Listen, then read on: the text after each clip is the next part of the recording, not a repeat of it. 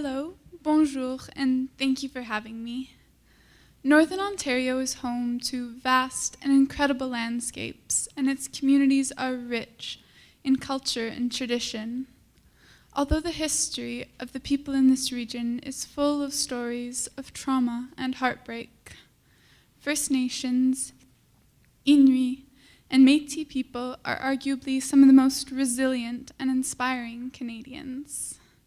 Because of the isolation of northern communities, challenging socioeconomic conditions, and political marginalization, inhabitants of these regions face a unique set of social and health problems. Notably, Indigenous Canadians are disproportionately affected by sexual violence, high-risk pregnancies, and sexually transmitted infections.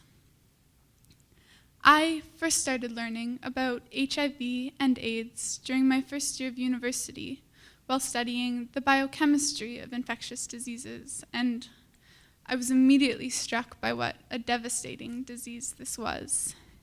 HIV, or human immunodeficiency virus, attacks the immune system, our body's natural defense against illness.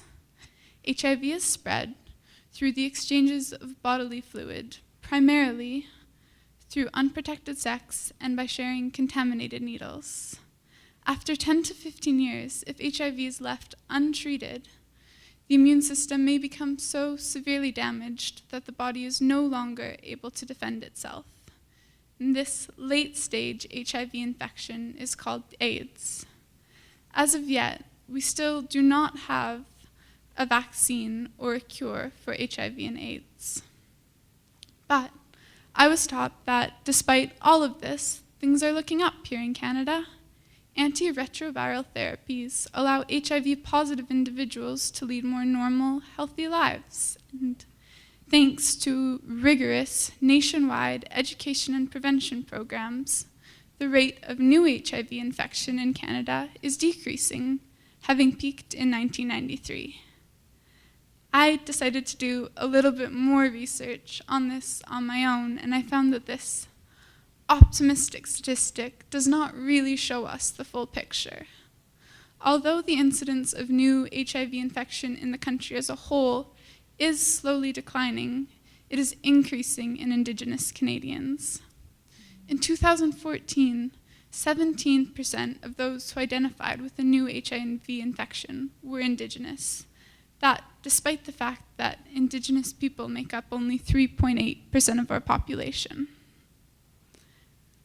These startling statistics, heartbreaking statistics, highlight the need for Canadian, federal, and provincial governments to work closely with community leaders to develop HIV prevention programs tailored to Indigenous youth and to improve the accessibility of STI testing and resources in northern communities. Research has shown us time and time again that we cannot scare teenagers into practicing safer sex. That is, sexual education programs that promote abstinence or safe sex by showing youth only the worst case scenarios may be effective in scaring their target audience, but they're ultimately futile as they do not provide individuals with the skills necessary to change their behavior. The information, motivation, behavioral skills model was designed by one of my mentors, Dr. William Fisher at the University of Western Ontario, in order to better understand adolescent AIDS risk behavior across diverse populations. His research tells us that perceived vulnerability to infection, information directly relevant to the practice of prevention, and our belief in our own ability to change our behavior as 3 essential prerequisites for AIDS preventative behavior to occur. A more effective approach might then be to create a culturally sensitive HIV educational program designed and implemented by prominent members of the Indigenous community. The outcomes of this program should be threefold. First, it must dispel the myth that HIV infection won't happen to me by having community members with whom Indigenous youth respect and relate to share their stories of their battles with HIV.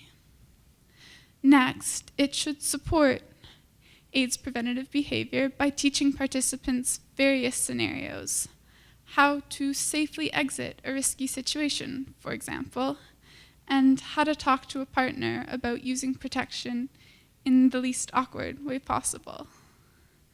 For this program to be effective, it is essential that Indigenous youth themselves play a leading role in writing and acting out the behavioral scripts. The scenarios need to be realistic and should include dialogue that youth would feel comfortable using in real-life situations. Finally, this program should model the positive outcomes of practicing AIDS preventative behavior. For example, leading longer, healthier lives and having stronger relationships. Ultimately, the goal of this program would be to make these behaviors a social norm amongst youth. Accessible STI testing and treatment are also essential for reducing the spread of HIV. Part of what makes HIV such a deadly virus is that individuals remain healthy and capable of unknowingly spreading the virus for years before AIDS symptoms become apparent. By making individuals aware of their HIV status earlier, they're less likely to spread the virus to future sexual partners. Further, individuals who are diagnosed earlier can begin antiretroviral therapy earlier, lowering their viral load and improving their prognosis. So, if we're going to encourage youth to get screened for STI testing or for STIs regularly, we need to make sexual health clinics accessible. This could be done by establishing more satellite sexual health clinics with convenient after-school hours in northern communities. Next, if we're going to encourage youth to actively seek out this treatment, they need to know that their relationship with their healthcare provider is a private one. Simply having clinics with backdoor entrances can be encouraging. Finally, if youth are to continually access sexual and reproductive health care, their visits must be a positive experience. The program FOXY, Fostering Open Expression Among Youth, spoke with Indigenous teens and asked them what positive, non-stigmatized healthcare looked like to them. They spoke of the need for healthcare professionals who would honor language differences, be informed about violence and trauma, and make no assumptions about gender and sexuality. Although Indigenous people of Northern Ontario face a unique set of challenges, their story is one of hope. And providing Indigenous youth with positive, non-stigmatized sexual health care and education would be one small step on the pathway to reconciliation. Thank you. Thank you, Jessica.